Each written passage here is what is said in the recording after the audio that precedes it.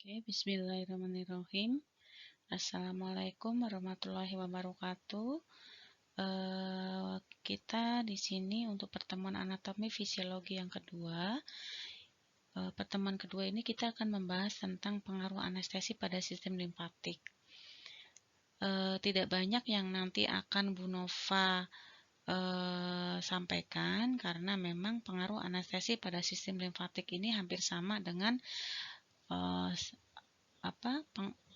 pengaruh anestesi pada sistem imun, ya, karena memang antara sistem limfatik dengan sistem imun itu sangat erat kaitannya. Nah, mari kita review bersama terkait dengan bagaimana sistem limfatik, perannya dan fungsinya yang ada di dalam tubuh kita. Sistem limfatik kita ketahui bersama bahwa dia fungsinya adalah untuk membersihkan cairan kembali ke darah, ya. Jadi cairan yang akan terdistribusi di darah itu dia akan dibersihkan oleh limfatik, ya. Kemudian dikembalikan kembali ke darah. Kemudian dia sebagai saluran atau drain pada saat jaringan itu terjadi kelebihan cairan, ya. Dia menyalurkan kelebihan cairan itu supaya ibaratnya dapat dibuang, ya. Nah, terus kemudian berikutnya dia juga akan membersihkan benda-benda asing yang ada di dalam bagian sel tubuh kita.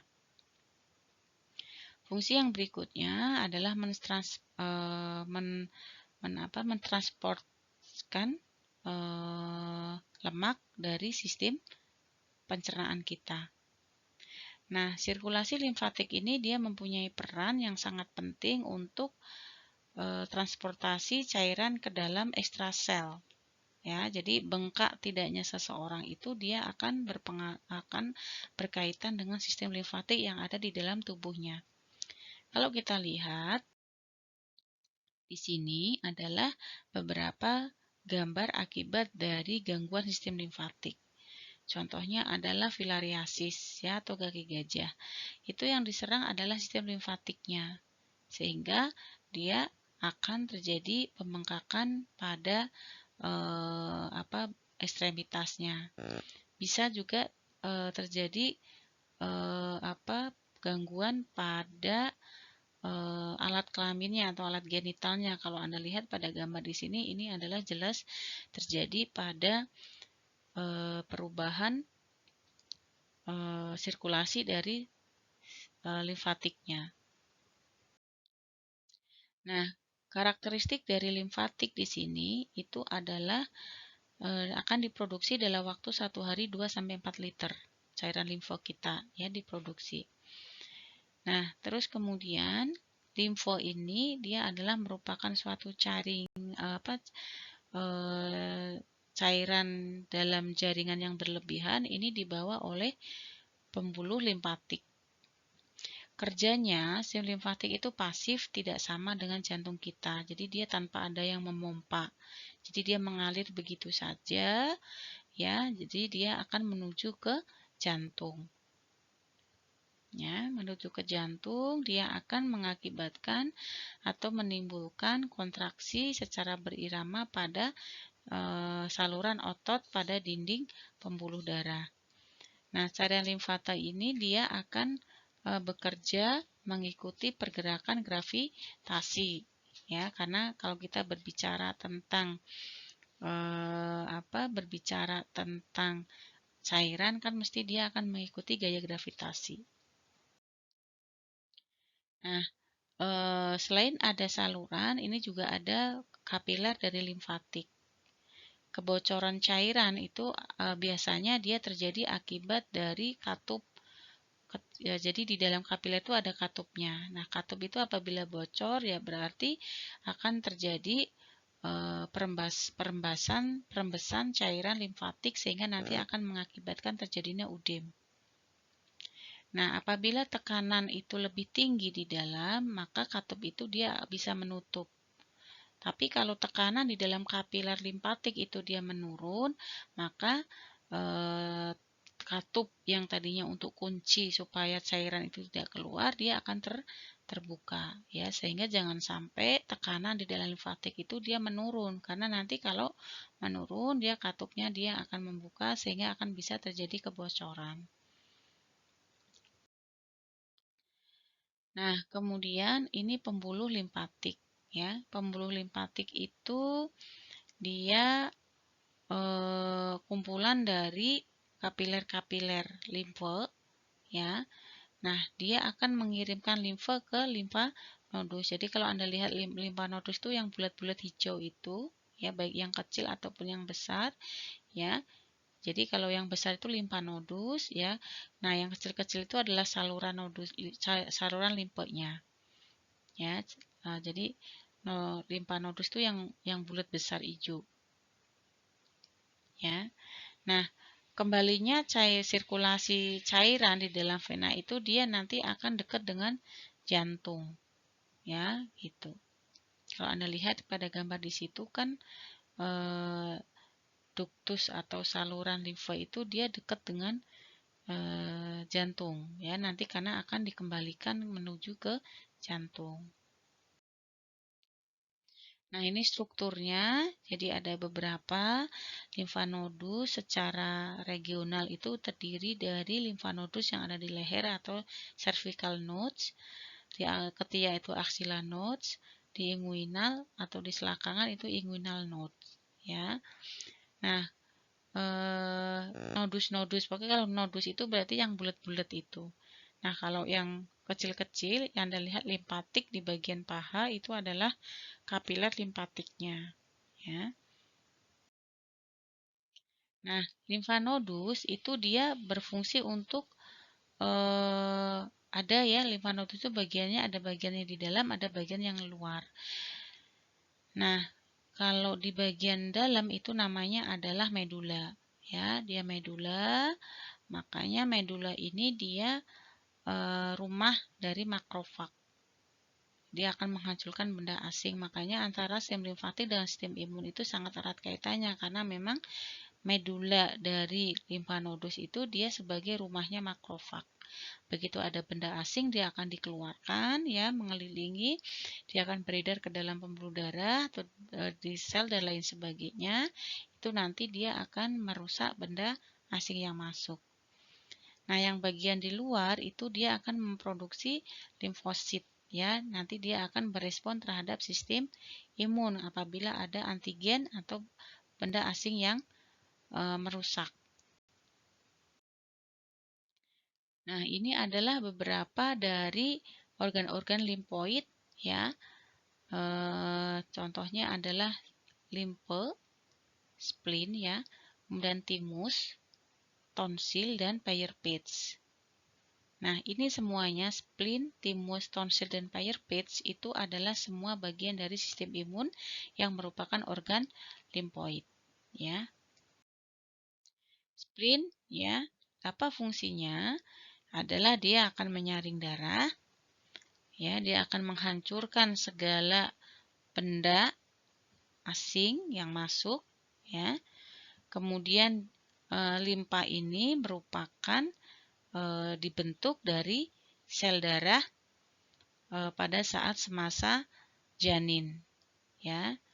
Jadi dia pada saat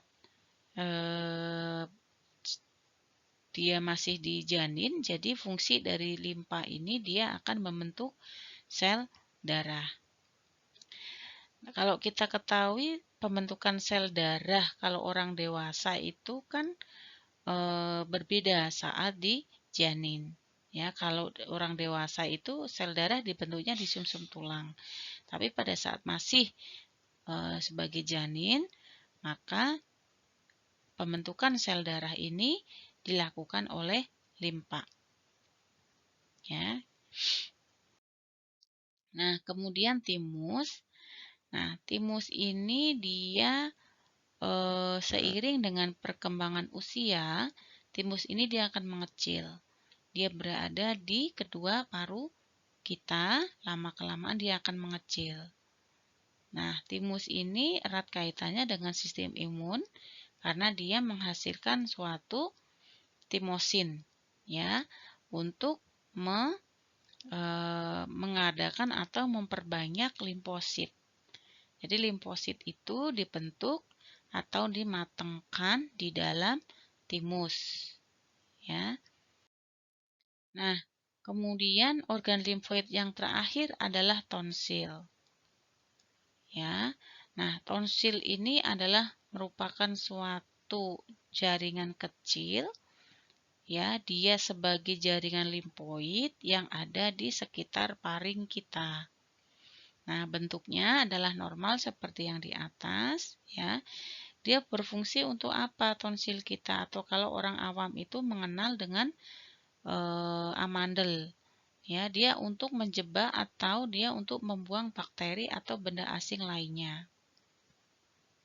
Nah, kalau misalnya tonsilnya itu mengalami peradangan, ya, atau mengalami ini, ya, itu dia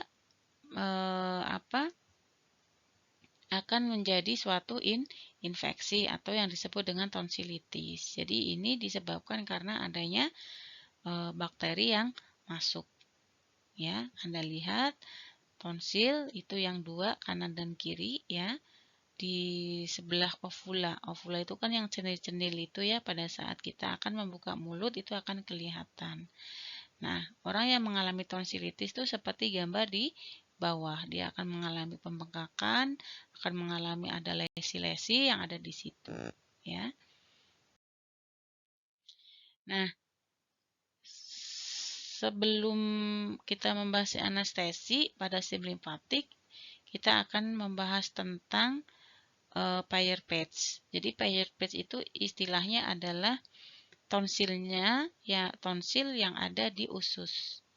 Kalau tonsil yang ada di tenggorokan atau di paring kita ya tonsil seperti yang sudah kita ketahui. Namun kalau Peyer's patch itu dia kita temukan di dinding usus halus. Dia juga sama pada saat misalnya ada kuman masuk ke dalam tubuh kita melalui saluran pencernaan, di membran mukosa kita dia akan bekerja sistem imunnya, dia gagal ya, terus kemudian dia akan melewati tonsil. Tonsil masih gagal, maka bakteri itu akan lolos ke lambung, ada asam lambung bakteri itu akan dihancurkan. Nah, apabila juga masih tetap bertahan bakterinya, maka dia akan sampai ke usus ya, sehingga dia akan dihancurkan oleh Peyer's patch. Karena Peyer's patch itu adalah tonsilnya tonsil yang terdapat di usus halus. Nah, terkait dengan mucosa associated lymphatic tissue atau MALT, kita kenal dengan MALT, ya, bagaimana jaringan limfatik yang dihubungkan yang ada di mukosa itu adalah Peyer's patch, tonsil, dan jaringan limfoid lainnya. Ya, jadi Peyer's patch itu dia berada menempel di dinding usus halus, dia di membran mukosanya, ya. Nah, MALT ini itu semuanya adalah ada di saluran pencernaan dan saluran pernapasan. Jadi semua saluran pencernaan dan saluran pernapasan kita itu dilindungi oleh MALT. Ya, ada mukosa-mukosanya di situ yang siap untuk melakukan penghancuran pada bakteri atau mikroorganisme. Nah, sekarang bagaimana kaitannya antara sistem limfatik dengan anestesi, ya? Nah, efeknya bagaimana? Sistem anestesi ini terhadap sistem limfatik sebetulnya ini hampir sama dengan sistem imun yang kemarin dan belum banyak suatu jurnal yang mengupas tentang peran dari anestesi terhadap sistem limfatik. Ya, tapi intinya sama dengan sistem yang imun kemarin kita sampaikan, ya. Nah, efek anestesi dan pembedahan pada aliran limfe, ya, itu akan terjadi perubahan konsentrasi pada leukosit dan beberapa protein. Nah, berdasarkan beberapa jurnal penelitian bahwa anestesi dan trauma pembedahan itu sangat berpengaruh terhadap aliran kelenjar limfe, konsentrasi protein dan limfosit. Ya. Jadi, kemarin kan kita sudah membahas bahwa efek anestesi terhadap sistem imun itu akan ada pengaruhnya terkait dengan sitokin-sitokin pro-inflamasi dan anti-inflamasi. Di sini hampir sama, jadi anestesi dan akibat adanya trauma pembedahan itu akan mempengaruhi bagaimana sirkulasi dari sistem kelenjar limfe, konsentrasi dari suatu protein-protein tertentu, dan limfosit. Nah, apa yang terjadi perubahannya yaitu terjadi penurunan aliran limfe, ya, aliran limfenya misalnya yang tadinya sekian sekian cc per jam misalnya, ya, alirannya, kecepatannya, maka karena ada efek anestesi itu alirannya menjadi lebih lambat. Nah, selain itu juga akan terjadi peningkatan konsentrasi protein di kelenjar limfe pada 24 jam pertama setelah pembedahan. Jadi,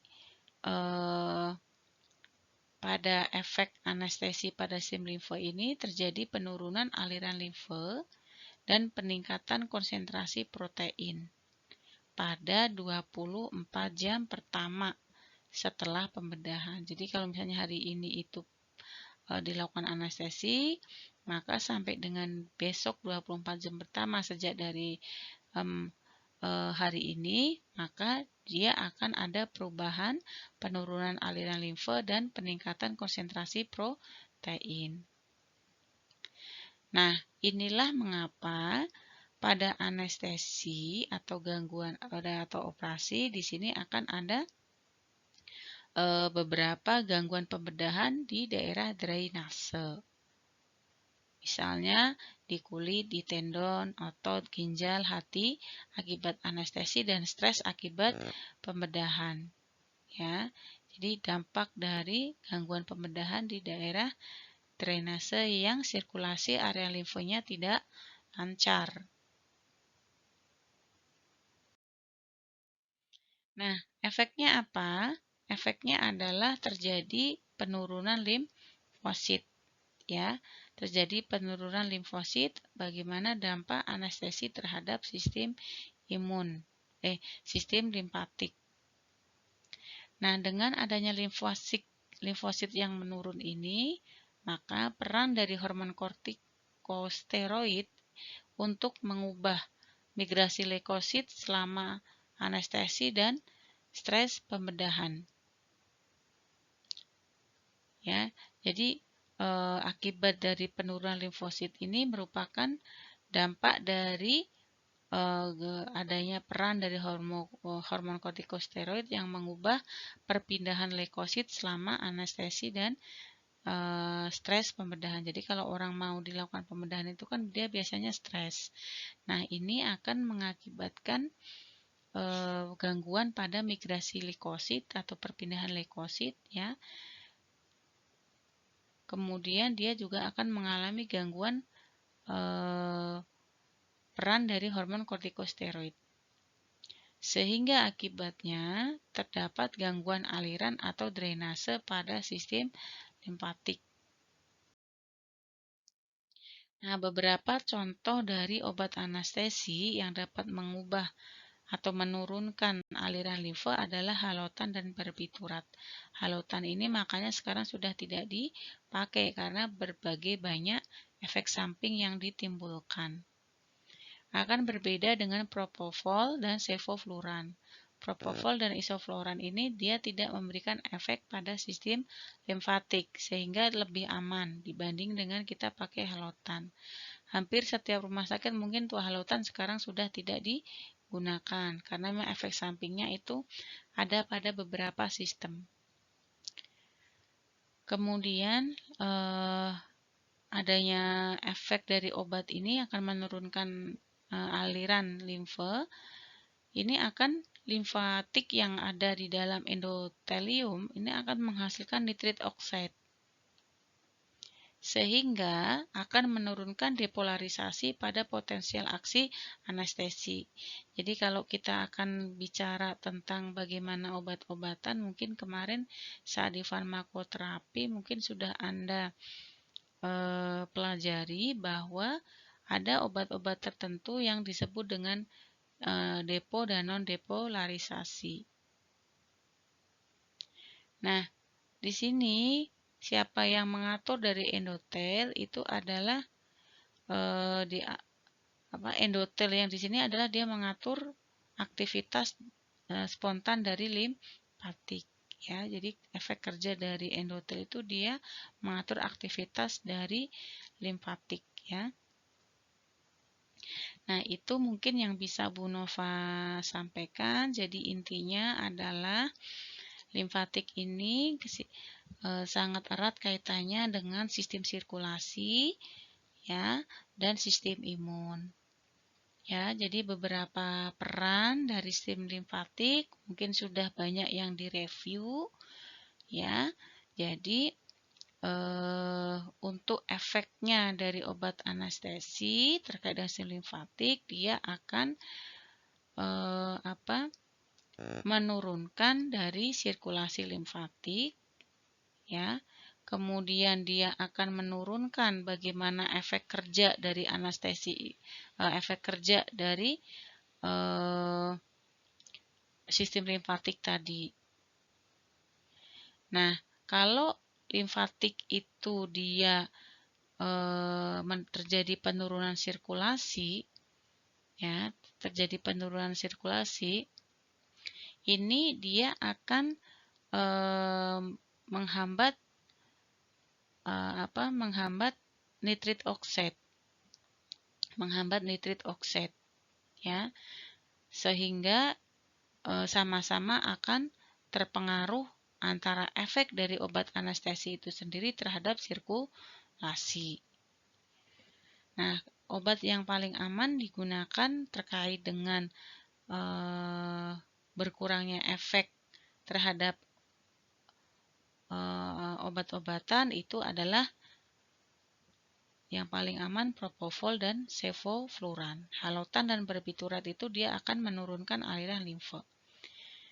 Itu yang mungkin sedikit bisa Bu Nova sampaikan bagaimana pengaruh dari sistem limfatik terhadap anestesi atau anestesi pengaruhnya terhadap sistem limfatik yang ada di dalam tubuh seseorang. Ya, memang masih sedikit sekali jurnal yang kita bisa temui terkait dengan efek anestesi terhadap limfatik, namun intinya adalah bahwa dengan anestesi itu akan mengganggu sirkulasi dari sistem limfatik, ya.